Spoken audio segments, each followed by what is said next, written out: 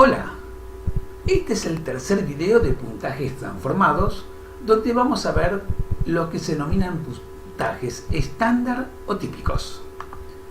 Haciendo un breve repaso de lo que vimos en los dos videos anteriores, en el primero vimos la dificultad de valorar puntajes en psicología, ya que no tenían unidades, por lo cual eran números abstractos, por lo cual debíamos recurrir o a criterios, es decir, a partir de tal puntaje es alto, a partir de tal puntaje es bajo, o bien convertirlo en un puntaje que denominamos genéricamente transformados, que de alguna manera, como lo conocíamos previamente, podíamos valorarlo. En el video segundo vimos lo que eran las medidas de posición, y ahora en este vamos a ver entonces otro tipo de puntajes que se llaman puntajes estándar. En el futuro video veremos otros tipos de conversiones. Para introducirnos al puntaje estándar, debemos refrescar un poquito lo que era la media o promedio. ¿Qué era esto? Era sumar todos los puntajes y dividirlos por la cantidad de puntajes total. Habíamos puesto, cuando vimos en el video anterior las medidas de posición, un instrumento genérico que trataba de evaluar memoria visual inmediata. Habíamos dicho que era una lámina donde habían dibujos, 30 dibujos propusimos, y cada uno la veía 10 segundos, después se la retiraba de la vista y decía cuántos elementos, cuántos dibujos se acordaba. Si había un acuerdo previo que esos dibujos tenían que ver con esta memoria visual inmediata, que la cantidad que se acordaba tenía que ver entonces con la cantidad de memoria visual inmediata, este instrumento me permitía medir ese constructo, operacionalizaba ese constructo. Ahora el tema es que obteníamos un puntaje de 0 a 30 y no sabíamos cuándo era alto y cuándo era bajo. Una buena manera de determinar esto es utilizar la media, que es la media, el promedio de los puntajes. Es decir, supongan que en promedio la gente recuerda 10 de estos dibujos. Pues entonces, si yo me saqué 15 y 10 es el promedio, yo estoy por encima del promedio, ya puedo valorarlo. Si el promedio es 10 y me saqué 10, justamente estamos hablando de que mi puntuación es promedio. Y si mi puntuación fuera 5 puntos, por ejemplo, bueno, estoy por debajo del promedio. Es decir, que podemos calcular un puntaje, que vamos a denominar puntaje diferencial, restándole a mi puntuación el promedio. Fíjense las características de este puntaje diferencial. Si mi puntaje bruto, lo que yo tuve era 15, 15 menos 10, que era el promedio, da 5. Es decir, doy 5 puntos, en este caso 5 láminas más recordé que el promedio. 5 láminas o 5 dibujos de la lámina, ¿no? En cambio, si yo justo me saqué 10 puntos, 10 menos 10 va a dar 0. El puntaje diferencial va a valer 0 justo cuando estoy en promedio. Y si por el contrario me saqué 5 puntos, 5 menos 10 da menos 5, el puntaje diferencial es negativo, quiere decir que estoy 5 puntos por debajo del promedio. El puntaje diferencial da una información mucho más acabada que el puntaje bruto. Ya me permite valorar, porque de alguna manera sé si es positivo que estoy por encima, si es 0 que estoy justo en el promedio, y si es negativo estoy por debajo. El puntaje diferencial es muy útil, pero tiene un gran inconveniente, que es que no me permite dimensionar exactamente si esos 5, 2, 3 esos puntos que yo tengo por encima, por debajo del promedio, son mucho o poco.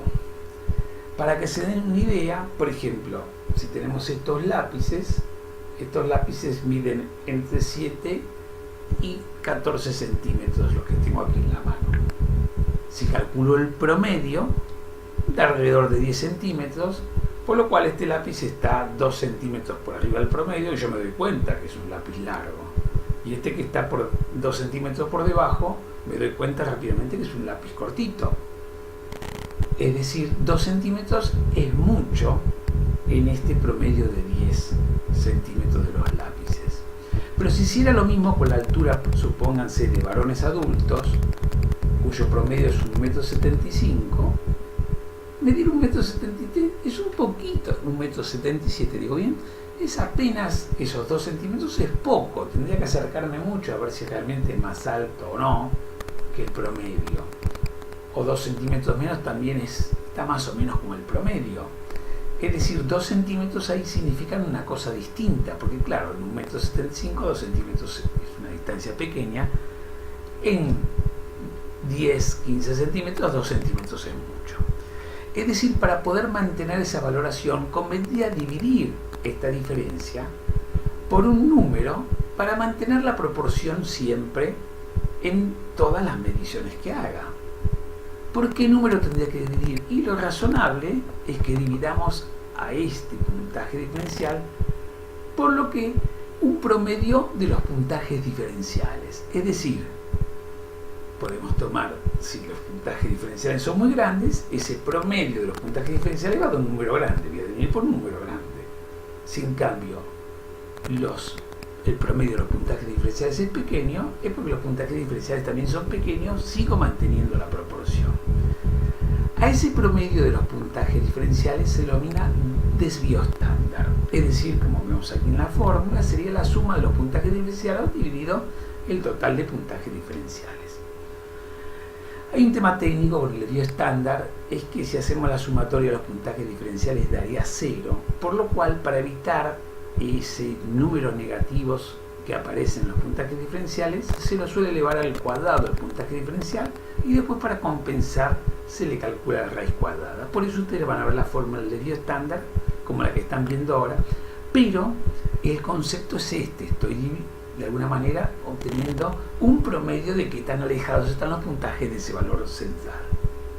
Ahora sí, si a este puntaje diferencial entonces lo divido por este desvío estándar, entonces mantengo la proporción. Cuando los puntajes diferenciales son muy grandes, divido por un número grande. Cuando los puntajes diferenciales son chiquitos, divido por un número chiquito, por lo cual se mantiene la equivalencia. A esa división del puntaje diferencial por el desvío estándar se lo denomina puntaje Z, puntaje estándar, puntaje típico, que es entonces su fórmula que estamos viendo allí: puntaje Z, el puntaje bruto menos la media, es decir, el puntaje diferencial, dividido el desvío estándar. Este puntaje es mucho más adecuado para dimensionar, mucho más universal, pero tiene algunas dificultades también. La primera es que este puntaje, cuando la diferencia yo haya sacado el puntaje bruto, mi puntaje bruto es igual a la media, va a dar Z0. Es decir, si yo tuviera, por ejemplo, estuviera evaluando inteligencia y mi Z da 0, quiere decir que tengo una inteligencia promedio. Pero intuitivamente esto es difícil de explicar. Usted tiene Z0 en inteligencia. Uno piensa, no, pero yo ¿cómo tengo 0 en inteligencia? Bueno, 0 es promedio. Es decir, el 0 es un poco antinatural en el sentido que uno asocia el 0 con que no haya, con que estaría, digamos, el valor nulo.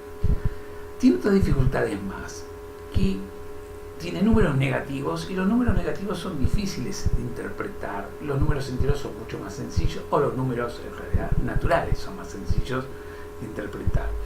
Lo mismo sucede que se obtienen números decimales con esta resta y división, y los números decimales también son más difíciles de tratar que los números enteros. Por lo cual, para evitar esto es que se hicieron conversiones de este puntaje Z para comodidad del evaluador. Es decir, el puntaje estándar es el puntaje Z, pero hay unos puntajes que vamos a utilizar, llamados de la familia de los puntajes estándar, que tienen modificaciones de esto, sumándole una constante y multiplicando por una constante para hacerlo más cómodo para nosotros. El primer puntaje es el puntaje T. Fíjense, es el valor del puntaje Z, al cual se lo multiplica por 10 y se le suma 50.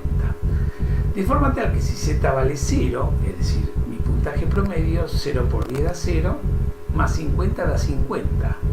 De alguna manera, acabo de obtener una equivalencia que cuando Z vale 0, el T50, el 50 es mucho más cómodo que el 0, es decir, que 50 es promedio.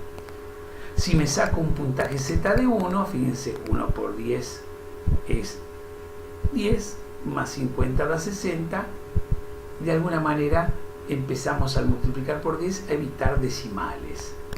Si el puntaje Z es 2, ya estaríamos hablando de un puntaje T de 70. Si es menos 1 por 10, menos 10 más 50 daría 40, es decir, ven que eliminamos los números negativos. Para z negativos ya no tenemos t negativos, y además evitamos los decimales. Para la evaluación de inteligencia se hace algo similar con el puntaje z. Se lo multiplica por 15 y se lo multiplica por 100. Y a esto se lo llama coeficiente intelectual.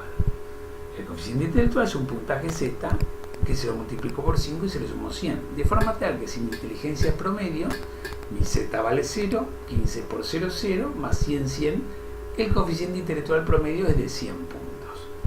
Si tengo un z de 1, un desvío estándar, me voy a encontrar entonces que 15 por 1, 15 más 100, 115 va a corresponder al 115. Miren los números negativos. Si por ejemplo el z valía menos 1, menos 1 por 15 menos 15 más 185, evitamos ya ese 0, que de alguna manera se transforma en un 100, y evitamos estos números negativos.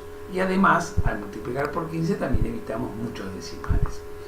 Finalmente hay un puntaje que se llama puntaje escalar o puntaje equivalente, que tiene características similares. Se multiplica el puntaje z por 3 y se le suman 10 puntos, siendo que cuando z vale 0, entonces el puntaje equivalente va a valer 10. Cuando z vale 1 va a valer 13. Y, por ejemplo, cuando z vale menos 1, no vamos a tener números negativos en el puntaje escalar, sino que va a valer 7. En resumen, los puntajes estándar se obtienen por una fórmula donde interviene un valor de tendencia central, la media, uno de dispersión, el desvío estándar. A través de esta cuenta se obtienen esos puntajes estándar que después pueden sumársele una constante o multiplicársele por una constante para que sean más cómodos para el evaluador. Aspectos positivos: es una cuenta, es fácil de calcular.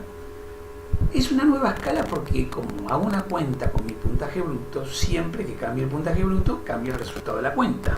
No sucede lo que pasaba con los percentiles, que podíamos tener más de un puntaje bruto asignado al mismo percentil.